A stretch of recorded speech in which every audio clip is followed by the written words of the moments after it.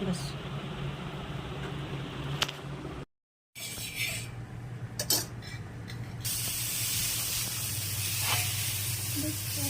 गिर जाता है।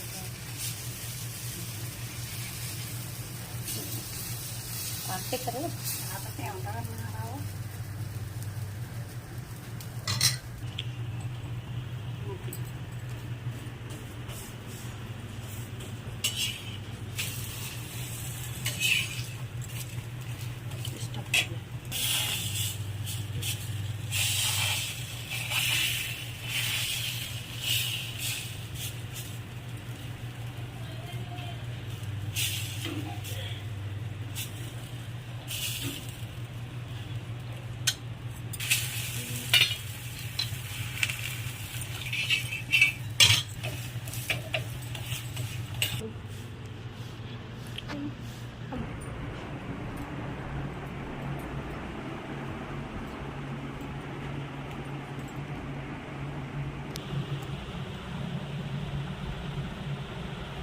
बस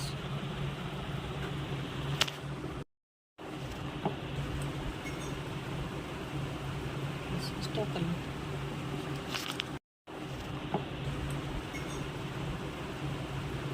स्टॉप कर लो।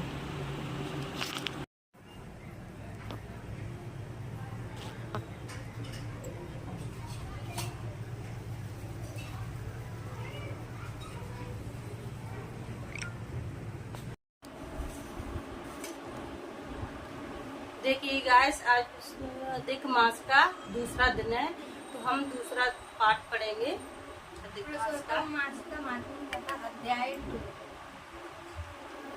सूची बोले, राजा परीक्षित ने पूछने पर भगवान शुक्र द्वारा कथित परम पुण्य प्रदक श्री भागवत सुखदेव जी के प्रसाद से मिलकर और अनंत राजा का मोक्ष भी देखकर अब यहाँ यज्ञ करने की अधिक ब्राह्मणों को देखने के लिए मैं आया हूँ, और यहाँ यज्ञ में दिशा दिए हुए ब्राह्मणों को दर्शन कर मैं कृतार्थ हुआ। ऋषि बोले, हे साधु, अन्य विषय की बातों को त्याग कर भगवान कृष्ण दयालन के प्रसाद से उनके मुख से जो आपने सुना है वही अमूल्य विषय है। सूत, आप हम लोगों से कहिए, हे महाभाग, संसार में जिसमें पूरे कोई सारा नहीं है, मेरे मन को प्रसन्न करने वाली और जो सुधा से भी अधिकतर कर ऐसी पुण्य कथा हम लोगों को सुनाइए।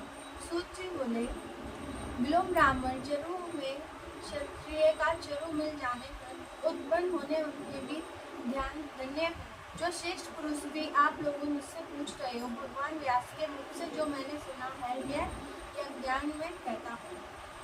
एक समय नारद मुनि नारायण के आश्रम में यज्ञ जो आश्रम भोज से तद विषयों सिद्धांतों तथा देवताओं से भी युक्त है और पेड़ पतेला आंवला बेल आम अमड़ा केत जामुन कदम वादी और भी अनेक वृक्षों से सुशोभित है।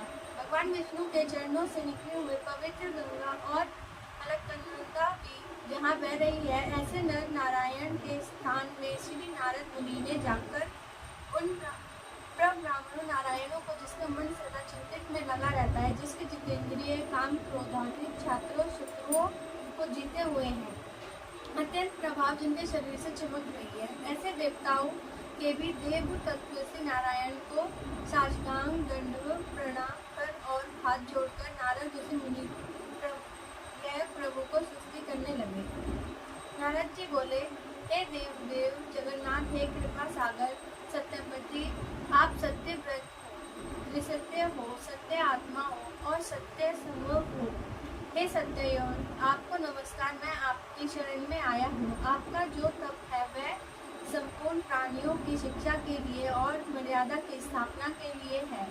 यदि आप तत्पश्चात ना करें और जैसे कलयुग में एक पाप से सारी पृथ्वी डूबती है, वैसे ही एक पुण्य करने से सारी पृथ्वी तरसती है, इसमें तनिक भी संशय नहीं है। पहले सतयुग आदि में जैसे एक पाप करता था तो तो सभी पापी हो जाते थे। ऐसी स्थिति में अठाकर कलयुग में केवल कर्ता ही पापों से मुक्त होता है। यह आपके तत्व स्थिति है भगवान। कली में जितने प्राणी हैं सब विषयों में आसक्त हैं। स्त्री पुत्र ग्रह में लगा है। जिनका ऐसे प्राणियों का हित करने वाला जो हो और मेरा भी थोड़ा कल्याण हो, ऐसा विषय विचार कर केवल आप ही कहने के योग्य है। वही आपके मुझसे सुनने की इच्छा से मैं ब्राह्मण लोक से आया हूँ। आप भी उपकार्य प्रिय विष्णु हैं, ऐसा वेदों में निश्चित है। इसलिए लोक कला के लिए कथा का सारा समय इस समय आप सुनाइए, जिसके श्रवण मात्र से निर्भर मोक्ष पद का प्राप्त है। इस प्रकार नारद मुनि का वचन सुने भगवान ऋषि अनंत से खिलखिला उठे और भुवन को पवित्र करने वाली पुण्य कथा आरंभ की। श्री नारायण बोले, हे नारद, गोपों की स्त्रियों के मुख कलम के परम व्यास ईश्वर राशिकों के आवरण वृंदावन बिहारी ब्रज के पति आदि पुरुष भगवान की पुण्य कथा को कहता हूँ, जो निमेष मात्र समय में जगत को उत्पन्न करने वाले हैं। उन कर्मों को गति से इस पृथ्वी पर कौन वर्ण करता है। हे नारद मुनि, आप भी भगवान के चरित्र का सरल सारा जानते हैं और यह भी जानते हैं कि भक्त चरित्र वाणी द्वारा नहीं कहा जा सकता। तत्पर अतिवत पुरुषोत्तम महात्मा आदर से कहते हैं। यह पुरुषोत्तम महात्मा दरिद्र और वैधवों को नाश करने वाला यश का दाता एवं सत्पुत्र मोक्ष को देने वाला अत्यंत शीघ्र ही इसका प्रयोग करना चाहिए। नारद बोले, हे मुनि, पुरुषोत्तम नामक कौन देवता है? उनका महात्म्य क्या है? यह अद्भुत सा प्रतीक होता है। अंत आप मुझसे विस्तार पूर्वक कहिए। सूरज जी बोले, श्री नारद का वचन सुनकर नारायण शरण मात्र पुरुषोत्तम में अच्छी तरह से मन लगाकर बोले। श्री नारायण बोले, पुरुषोत्तम यह मास का नाम जो पड़ता है वह भी कारण यह युक्त है। पुरुषोत्तम मास के स्वामी दया सागर पुरुषोत्तम ही है, इसलिए ऋषिगण इसको पुरुषोत्तम कहते हैं। पुरुषोत्तम मास के व्रत करने से भगवान पुरुषोत्तम प्रसन्न होते हैं। नारद जी बोले, चैत्रादि मास जो है अपने स्वामी देवताओं से युक्त है, ऐसे मैंने सुना है, परंतु उनके बीच में जो पुरुषोत्तम नाम का मास नहीं सुना है। पुरुषोत्तम मास कौन है और पुरुषोत्तम मास के स्वामी कृपा की निधि पुरुषोत्तम कैसे हुए? हे कृपा निधि, आप मुझे कहिए, इस मास का स्वरूप विधान के सहित है प्रभु कहिए। हे सत्यव्रती, इस मास में क्या करना है, कैसे स्नान करना है, क्या दान करना है? इस मास का जब पूजा उपवास आदि क्या साधन है कहिए। इस मास के विधान से कौन देवता प्रसन्न होते हैं और क्या फल देते हैं? इसके अतिरिक्त और जो कुछ भी तथ्य हो वह तत्वोधन कहिए। साधु दिनों के ऊपर कृपा करने वाले होते हैं, वह बिना पूछे करने के सदुपयोग किया करते हैं।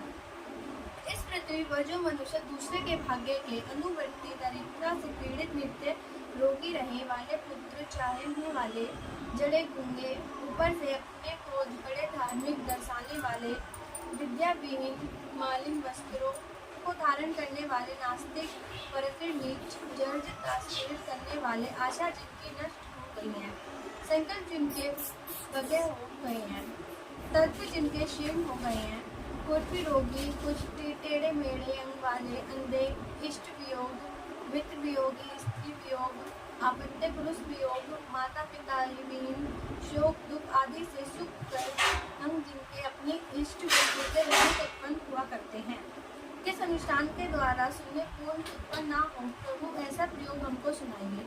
वैदा प्रज्ञा दोष, अंगहीनता, दृष्टि विद्याएं, रक्त पित्त आदि वृद्धि, राज्य शरीर में जो दोष हैं, इन दोषों से सुखी मनुष्य को देखकर हूँ। अंत मेरे ऊपर दया करे। हे प्रभु, मेरे मन को प्रसन्न करने वाले विषय को विस्तार से कहिए। हे प्रभु, आप सर्वज्ञ समस्त तत्वज्ञ अनंत हैं।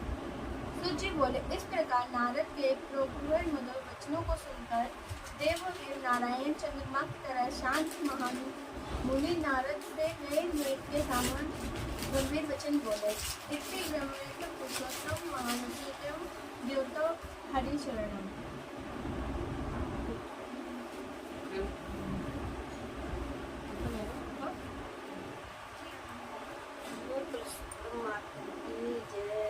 विष्णु भगवान की जय। आई तो ले ले ना ओ भला मंदिर ठीक